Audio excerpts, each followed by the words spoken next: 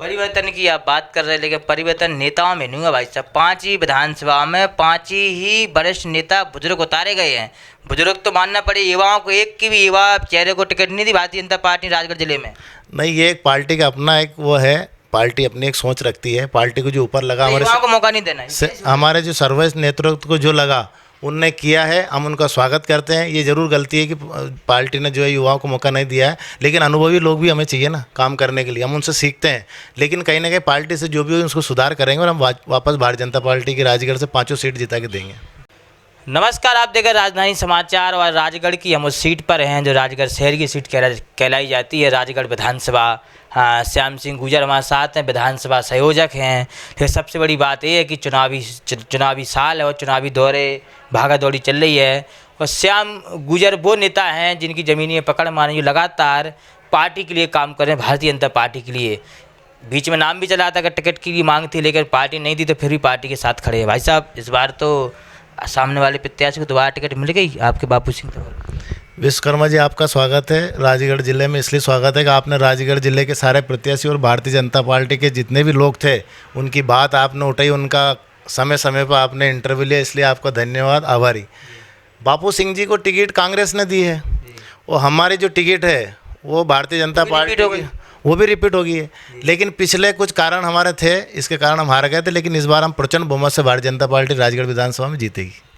क्या लग रहा है? लोग कह रहे का बड़ा कांटे का मुकाबला है, दोनों प्रत्याशी एक के ऊपर एक भारी हैं। कांग्रेस कहते हैं कि हमारा नेता भी कमज़ोर नहीं है कि दोबारा टिकट देना, यहाँ कांग्रेस की बहुत बड़ी बात कि दोबारा कभी रिपीट कोई हुआ नहीं है। कांग्रेस अपना जो है परगंडा फैला रही है, कांग्रेस के पास कुछ भी नहीं है। और हमारा जो विकास किया है मध्य प्रदेश सरकार और केंद्र सरकार ने, उसके तहत हम चुनाव जीतेंगे और डंके की चोट जीतेंगे। लेकिन विधानसभा में मुद्दे क्या हैं? लाडली बहना योजना एक साइड, नारी सम्मान, सारे मुद्दे हैं सरकार के। सरकार ने जितने भी जन कल्याणकारी योजना जो हितग्राही को मिल रहा है वो सारे भारतीय जनता पार्टी के साथ है आज की तारीख में।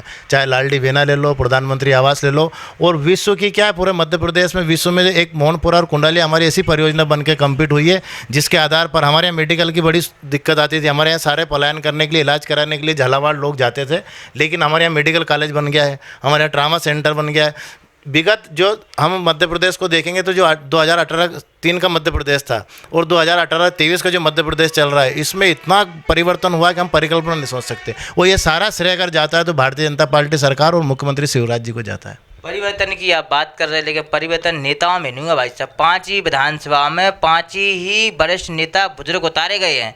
बुजुर्ग तो मानना पड़े, युवाओं को एक की भी युवा चेहरे को टिकट नहीं दी भारतीय जनता पार्टी राजगढ़ जिले में। नहीं, ये एक पार्टी का अपना एक वो है, पार्टी अपनी एक सोच रखती है। पार्टी को जो ऊपर लगा, हमारे को मौका नहीं देना हमारे जो सर्वोच्च नेतृत्व को जो लगा उनने किया है, हम उनका स्वागत करते हैं। ये ज़रूर गलती है कि पार्टी ने जो है युवाओं को मौका नहीं दिया है, लेकिन अनुभवी लोग भी हमें चाहिए ना काम करने के लिए, हम उनसे सीखते हैं। लेकिन कहीं ना कहीं पार्टी से जो भी हो उसको सुधार करेंगे और हम वापस भारतीय जनता पार्टी की राजगढ़ से 5 सीट जिता के देंगे। 2 वर्तमान विधायकों की आपने टिकट काटी, आपकी पार्टी ने। आप कह रहे कि सीखने को मिलना चाहिए। कई जगह बड़े बड़े चेहरों का नाम चल रहा था, ब्यावरा में जैसे जसवंत गुजर एक बड़ा चेहरा आ रहा था सामने, उसको टिकट मिलेगी। वहाँ से ऐसे नारायण सिंह पवार को दे दी। कई लोग नए नए चेहरे मांग रहे थे टिकट। ये सही बात है, लेकिन पार्टी का जो अच्छा लगा, नेतृत्व ने जो भेजा उसको हमने स्वीकार करा है और हम जिता के देंगे। हमारा चुनाव इस बार का जो 2023 का जो हमारा चुनाव, विकास का चुनाव, विकास के आधार पर हम चुनाव लड़ रहे हैं। हमें किसी से कुछ लेना देना है, लेकिन हमें भारतीय जनता पार्टी मध्य प्रदेश सरकार बनानी है। नरसिंहगढ़ में विधानसभा कार्यालय का उद्घाटन हुआ मोहन शर्मा का, वहाँ पर वर्तमान विधायक राजवर्धन सिंह पहुँचे नहीं। ये उनकी एक पर्सनल कुछ समस्या होगी, हो सकता है कहीं बाहर गए होंगे, नहीं जा पाए, ये अलग मैटर है, लेकिन वो सब पार्टी के साथ है।